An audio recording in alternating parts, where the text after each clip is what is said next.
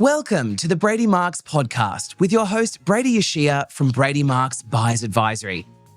Enjoy discussions with a variety of guests and pioneers from diverse backgrounds, each sharing their unique perspectives on property, business, industry, and more. Today's guest is someone I've been wanting to sit down with for a while. I'm joined by Tracey Dixon, Director and Partner at McGrath Harbourside Group.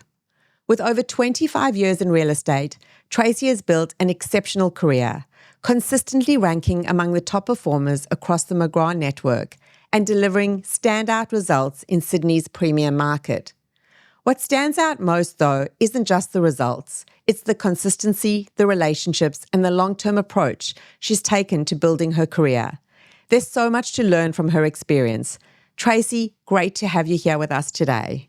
Thank you, Brady. It's so nice to be here. And something consistent about your business is that I always get amazing feedback from all of my clients that deal with you. So that's always been a pleasure as well when we've done business together. So I'm excited to be here sharing some insights. Thank you so much. So for the listeners out there that don't know much about you or who don't know about you, could you please share your journey and where your career began in real estate, or even prior to real estate, where it all started? Sure. Well, look, I was lucky to have a couple of careers before real estate. So I think, to be honest, that has helped me because when I got into it, I was sort of a demographic where I'd owned a couple of properties. I had a young daughter at the local school. I've lived and worked in the Hunters Hill, Gladesville, Hunters Hill, Woolwich area for the entire part of my real estate career. But prior to that, I was in the hospitality business, so dealing with hotels and motels, things like that. And then I was a teacher for a while in the economics, commerce sort of area. So I did enjoy, I taught high school girls for quite a while before my daughter was born. And I think that was really helpful to learn how to explain things clearly to people, understand that there should be a bit of a blueprint for, most things that you do. And, I always did a lot of planning in that business as well. So it was a good background, I think. A lot of teachers actually switch into the sales real estate business. Yeah, and it's an exceptional background. In fact, I was a teacher too. Oh, wow, I didn't know that. Yes, speech and drama teacher. Okay. I think that there's always a turning point in one's career, but the most important thing are the lessons that we learn from them. Is there a turning point in your career that has stood out? Yeah, I think so. When I first started in real estate, and this is probably many of our listeners, it was a tough business to get going in. And you're probably like me, every day someone will pop up and go, oh, I'd like to be in real estate. And it's kind of like, oh, wow, okay. And you go back to that period of time when you started. And I think the first 5 years is critical because you're coming into a business where, sure, we all know about houses and we think that the agent just kind of stands at the door and meets the people and then but it's the actual skill of negotiating, of bringing, we've got consumer on both sides, buyer and seller, and bringing those people together in a way that is, positive for both parties is, I think, the trick. And I think we start off not really knowing anything about the negotiation or personalities that you deal with. And, so I spent a lot of time building skill. And I think that was to do with, you've also almost got to be a psychiatrist as well these days. Absolutely. But I think, I think what happened was it was a tough business to get going in. I was very lucky. I had some nice other female leaders that I was working with. And, I kind of got into it slowly. I started off part-time, having a young daughter. I started even doing the marketing and CSM roles in real estate. And that was actually good because I learnt the background. But then I started to assist with, the open homes and getting to know people and being nice to people and being helpful. I think that's a good way to start with most things. But when it gets into the actual selling real estate, I remember my boss said, okay, as of April, you're in sales. And it's like commission only. And it was like, oh gosh, what do I do now? So, you've got to kind of sink or swim. But I needed some help. So I looked at a couple of trainers at the time that I really had no idea what I was doing. And I think, I was kind of like a bit of a sponge sucking up the information. Mm-hmm. So I learnt to pricing strategies. I learnt, having energy around the properties that we're selling, how to always keep my eye out for the real buyers in the market. Learnt to shut up and listen and ask a lot of questions. A lot of times I find that young agents just want to tell, and don't really listen to the needs of both sides of the transaction. So, look, it was all those things, but it was probably a 5-year. I think I look at my career in kind of 5-year phases.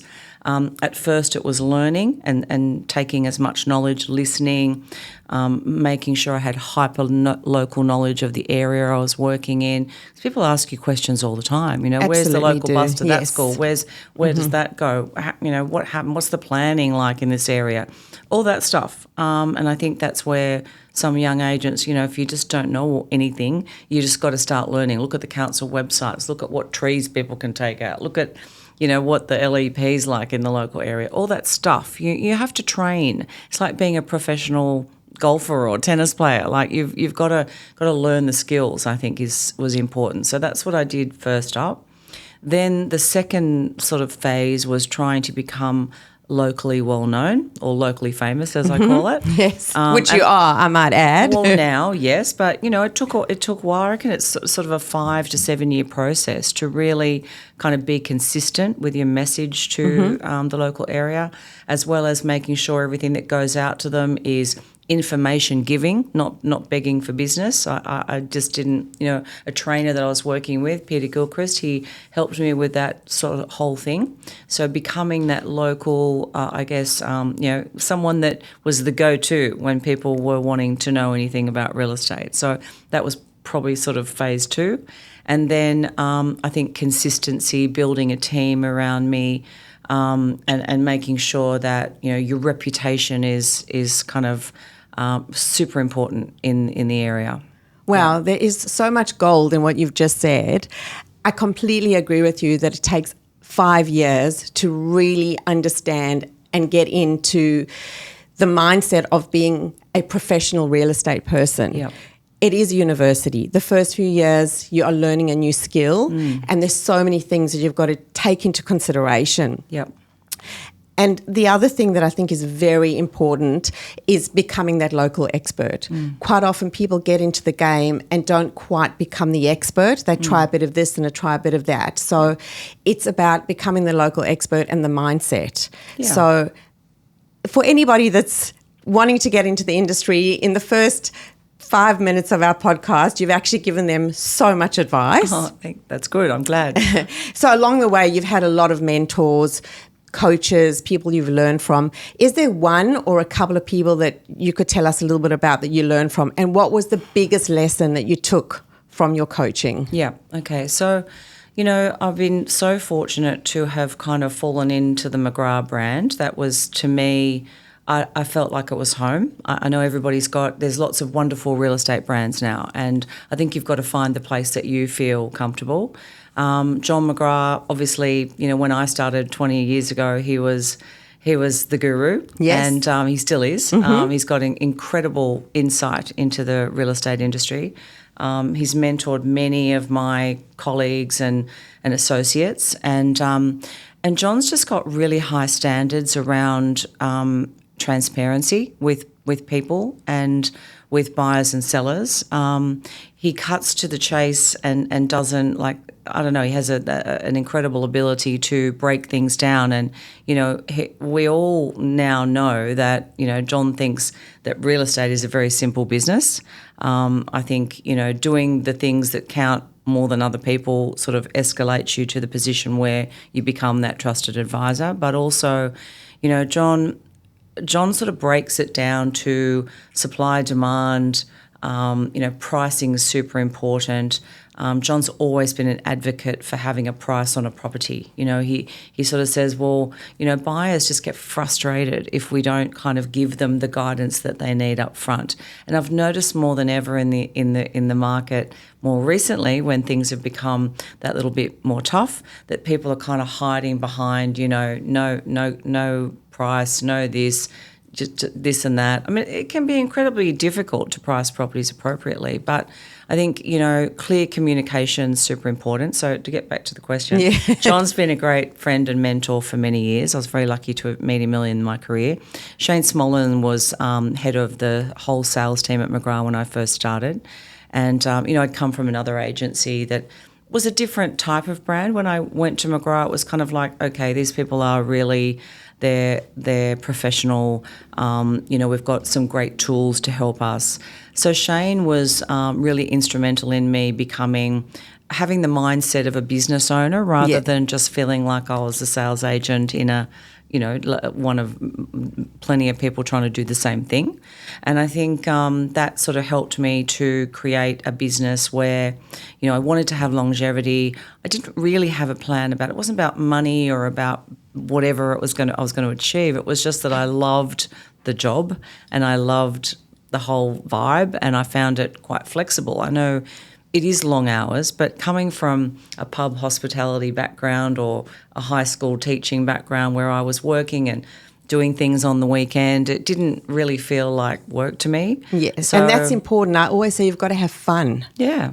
Well, we do have enormous fun with our team and, with our extended group now. I'm a director of 6 offices now with my business partners. I've known my business partners, John Pranchi and Pete Jauncey, for 20 years. And, we've got a great thing going and we're kind of attracting some amazing new talent. So I think, having people like Shane Smollen, I was involved in a group of agents and business owners with him previously. And that he's, along with John, probably, one of the most incredible real estate minds in Australia.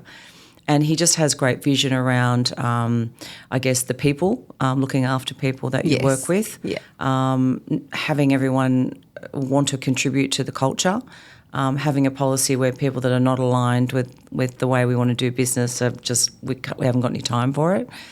So all those things, I think it's standards, and then having those people around us that really were leaders like that. And to me, there's probably no other way. Yes. Yeah. No, it's an incredible path that you've had, and you have been surrounded by phenomenal business people. Yeah. And yes, John McGrath is a pure legend in our industry. I spent nearly 5 years working at McGrath, or maybe a little bit less than that, but my 5 years were incredible as well. So I have to say that you've been fortunate to be in an industry not only that has been good to you, but allowed you to have incredible relationships with people and build a phenomenal business. So congratulations to you. Thank you. And to you.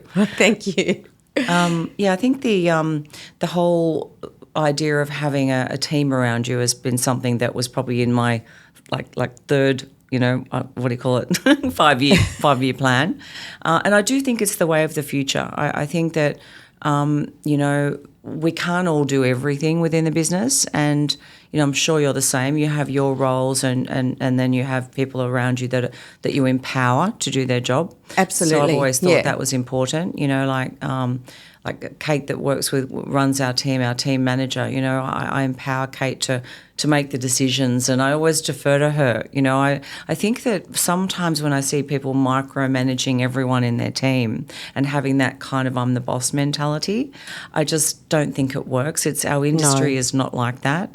We have to be collaborative, and we have to have those people in their role that are experts. And I think that's something that, really into my 20 years of real estate, that to me is more important than anything now. Autonomy is so important. That's the way you grow a sustainable team. Yes. So if you could go back to your younger self and give yourself one piece of career advice, what would it be? Yeah, I think don't want it all too quickly. Like I see a lot of people coming into the industry, and I understand this. They look at some of the top agents and they go, I can do that. And they know where they want to be ultimately, but no one's got really any idea of how to get there. And it's the golden slipper. Like it's not the golden slipper, it's the Melbourne Cup. It's the golden slipper is a short race, sprint hard, that's not real estate. No. It's the Melbourne Cup. It is a long game. Yes. And, you've got to be prepared to train, to learn, to make mistakes. We all did in the early days. And it's fraught with danger. And so I say to young agents now, look, why don't you just get yourself into the best possible team of someone that can mentor you, someone that can show you the ropes, listen and learn. None of us as real estate agents have time. I'm not a real estate trainer, so I'm not going to go and give my team, I'm not going to get into the teaching room with them. They've got to learn, and they've got to learn by example and listen and take note and whatever. But the first 5 years are really that learning curve. And I know a lot of the young people I work with just want to go and make a deal and get paid for it. And I just kind of say to them, do you know what? At the moment, you're not the deal maker. You're probably not the lead agent. You need to work in a team, be part of the engine, and then grow and become, the lead yourself. So I think look, that came easily to me because I didn't know what I was doing, and I learnt slowly. But I know you can fast track that now. There's lots of ways to sort of hone your skills quicker. That wasn't the case when I started. It was kind of like you just have to get in line here. So I think going back, I could say the lessons would be, take your time, be with people that are doing good business, that have a great, culture. And they have your interests at heart as well. I think that's something that everybody needs to feel like, people are worried about them as well. That's something in real estate where most people are just not really worried about everybody else. And then, look, reputation is probably the biggest thing. I think, there can be shortcuts. There can be try and do deals, in a deceitful way.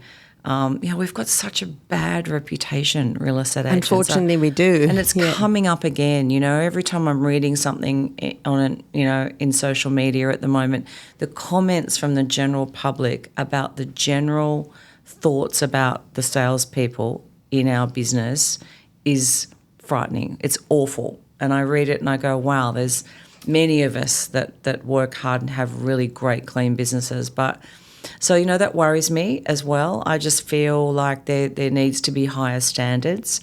And I think at the moment, the Department of Fair Trading is going out on a bit of a hunt, and that's great.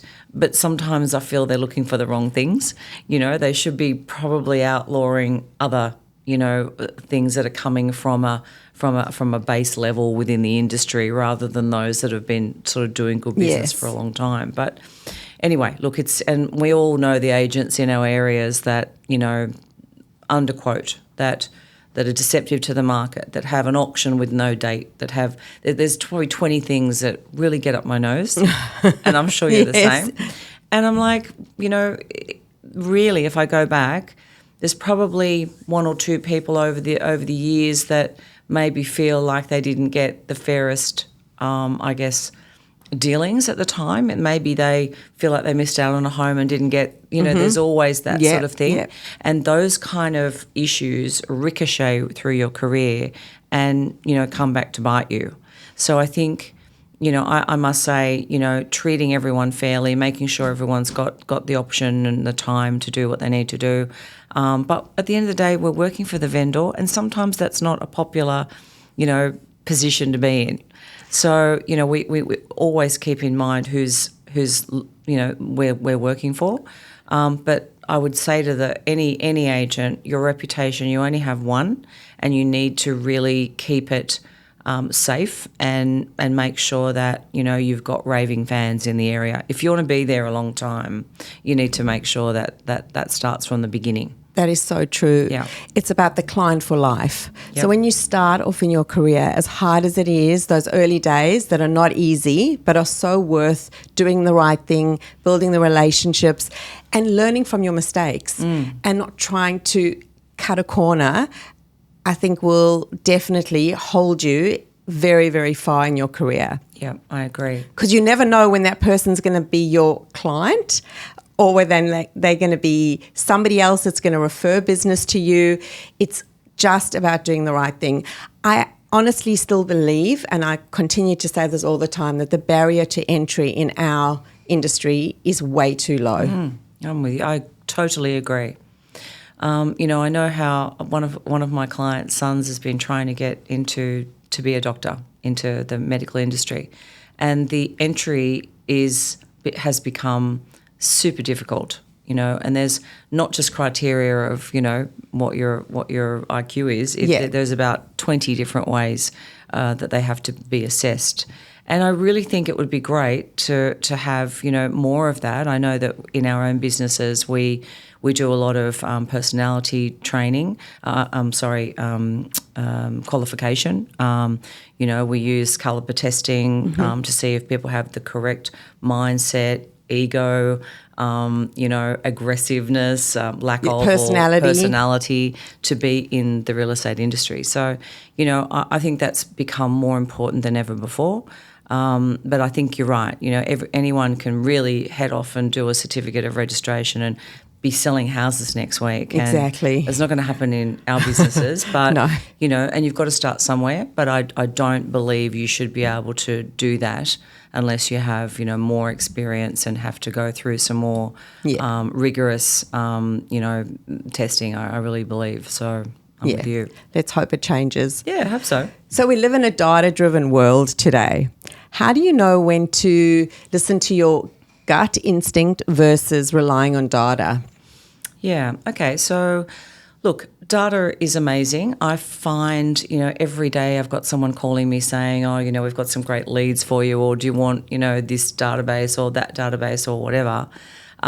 Look, that doesn't interest me. I like the fact that we get some analytics from the back end of our real estate sites these days, and within our own business, we've got data about what people have looked at and what they might have bid on, or what kind of pricing they're looking at. But I think it comes back to, and I think it's coming back to that even more, relationships. Yeah. Shortly, we will not be able to go through ID for me or other data and just call people randomly. Already there's so many people on the do not call lists, etc. That's growing, that list. Oh, yeah. And I think that's where people that have, great relationships, they have people on their database that they've sold to or for, and that they have that they know want to buy a home and are open to discussion.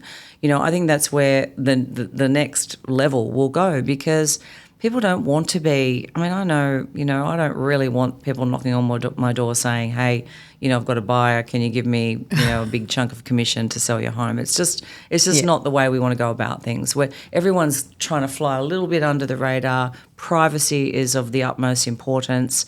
And I think, if you have a relationship with people, they're much more open to giving them a call. Most people don't answer a phone call unless they know the number anymore. Exactly. And now on your phone, it will tell you if it's a scammer or not. I know. So, where we're going into a new era, which I think, quite frankly, is appropriate. If someone doesn't want you to call or doesn't want junk in their box, we've just got to respect that. Yes. So I think now is when, we have to politely ask people, can we collect your details? Do you want us to call you?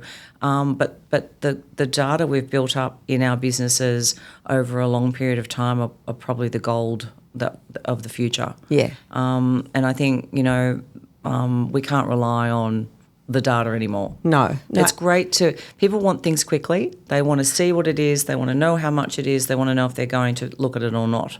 And that's something where the real estate portals are amazing. We can get data, information out to a large bunch of people quickly, and that's where it's much better than the old way of having to just sit down and call 100 people. We can just go bang, there it is. If you like it, give us a call. So I think it's much more that way. It's us giving information and individuals deciding whether they want to engage. Exactly. Yeah. And it comes down to the trust. Yeah. They want to be able to pick up the phone and say, hi, Tracey, what do you really think my home is worth? Yep. And trust what you're saying, as opposed to looking at data that doesn't talk to them. I know some people are numbers people and need to see that. Yes. But at the end of the day, a trusted property professional will go further than a piece of paper with data. Yeah, absolutely. So getting back to leadership again, you have got an incredible team. So I have two questions for you. One is, how do you motivate them, and what are your non-negotiables in leadership? Oh, they're good questions.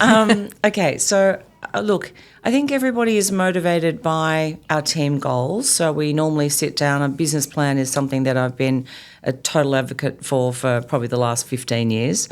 I think if you don't have targets, well, you're not going to reach them. Yes. And we always sort of try and it's not a matter of doing better than the last year. It's more a matter of we like to sort of try and increase things like our, auction, how many auctions selling, auction clearance rates.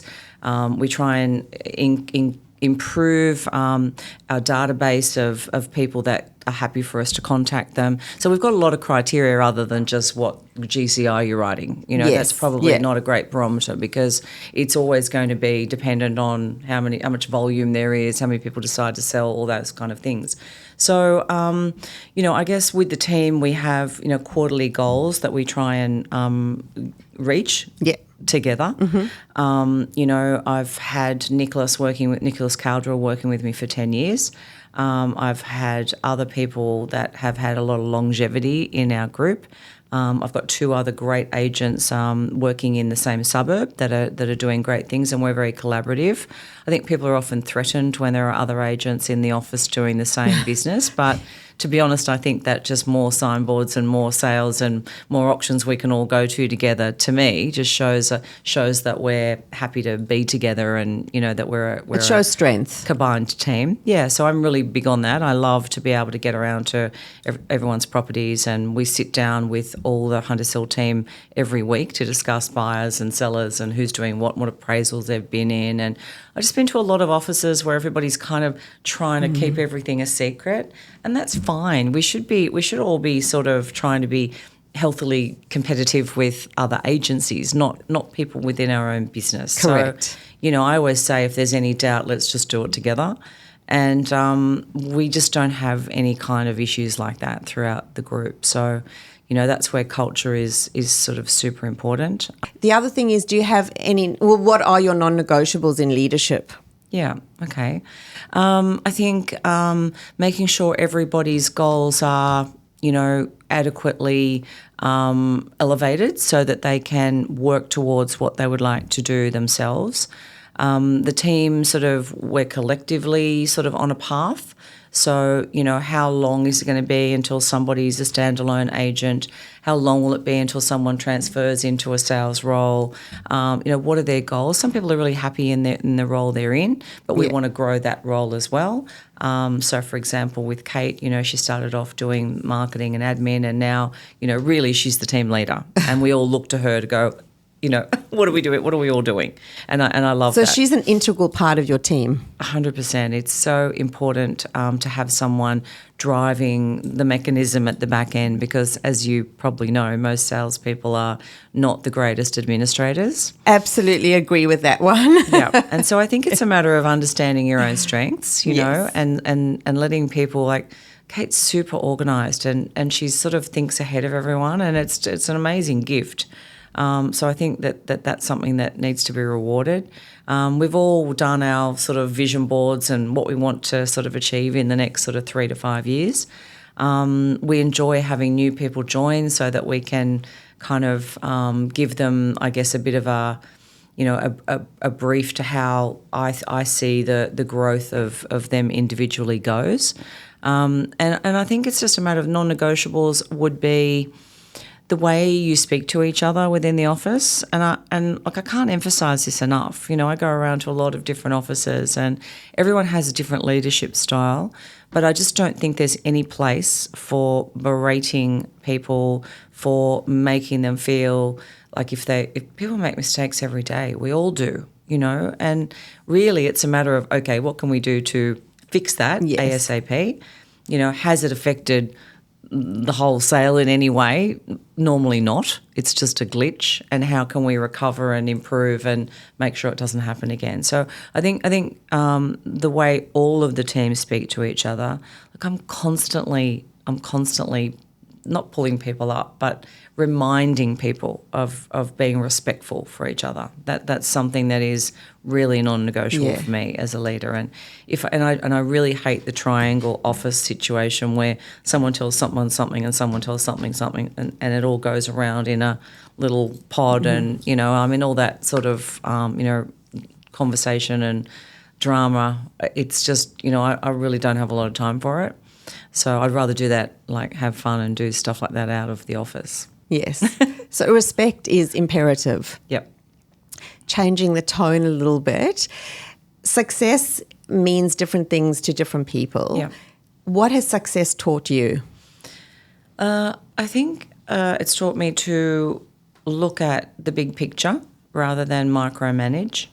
Also to make sure you're living the life you want to live. Like a lot of people get really bogged down in this industry. It becomes an obsession.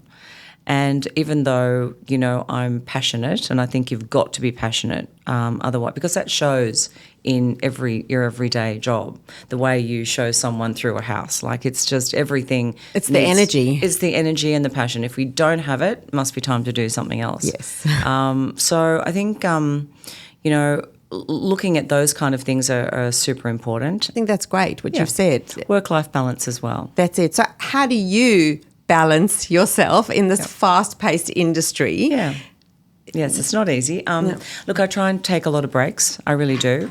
I'm very lucky in the areas that I work that the school holiday zones are a little bit of a, we don't auction things during school holidays mostly. But we're still working during those times. But once a year I try and get to a health retreat of some description somewhere, just to kind of regroup, get off my phone for a little bit, and see where areas of health and fitness and stuff like that can be improved. So I normally go to a place called Shivasom in Thailand, which is I go with my partner and we go for a week, and it's just a reset. Since my daughter's finished school and uni, we've been able to travel more. So in the middle of the year, we tend to take a holiday somewhere. I try and do, little breaks here and there for a couple of days even to refresh. Make sure I exercise regularly. Being at the top of your game also means being healthy and having a good lifestyle. Sunday's our day of rest. Normally, it's what Adrian calls Tracey's day. It's a really nice day to sort of get off everything. But at the moment, we're all working hard. But look, it's part of what we do and we enjoy it. But I think the rewards you've got to make sure you slow down. And I can't tell you how many people I speak to in the real estate industry that don't know when their next break is going to be. They literally can't get off the roller coaster because they think they're going to miss out on something. But I think that's just a matter of the setup. Yes. It's setting up to owners. Look, these are the times I think are the best times to sell a property, and I would avoid this time. And look, I'm actually going to be away then. So, I think it's just a matter of being upfront and honest and planning it. I have a calendar where I plan out my year of when I'm going to be working and not. And that's what a successful business looks like, is about planning at the beginning of the year, knowing when it's not negotiable, I'm having time out, big holiday, small holiday, and that's what really helps with the energy. So do you have any daily rituals?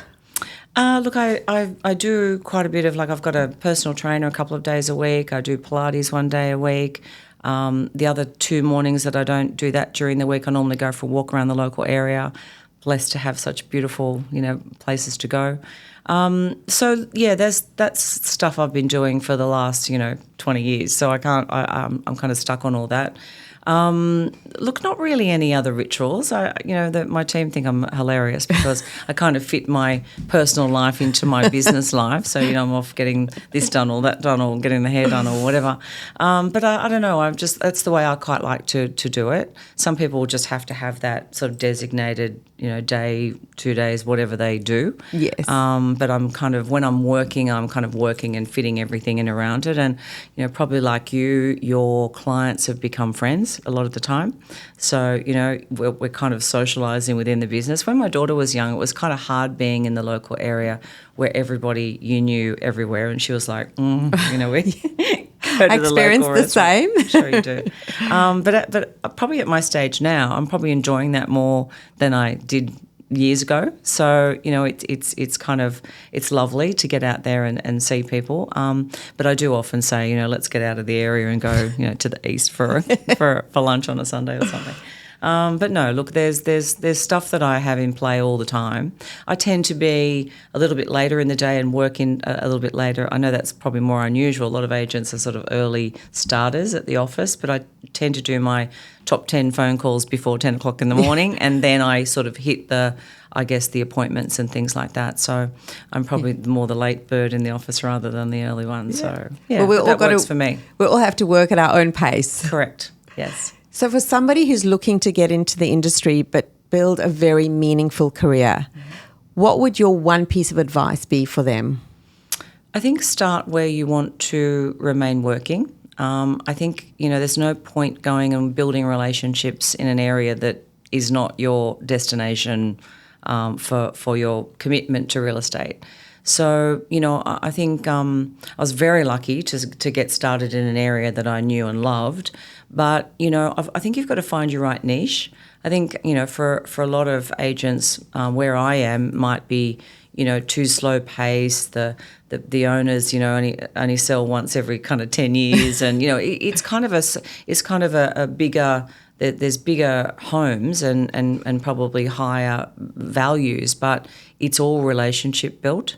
And people want to come there because of that, but Correct. It can be a slow burn, and you're not going to probably set the world on fire there in the first couple of years of your career. But I think finding a place that you have affinity with, maybe where you grew up, it may be where you live currently, it may be somewhere that you can just see yourself with the right demographic and sociability and all of that kind of thing. Could be an inner west suburb, or it could be Surrey Hills, or it could be the Northern Beaches or whatever. So I think, start where you want to finish, and then start getting a network of people in that area that you're going to kind of help to, be a referral person for them, meet some business owners, go to some local groups, like really get known and start knowing people, because that's really the only way. People are not going to do business with you unless they know you, trust you, get to know what you're about a little bit more. Great advice.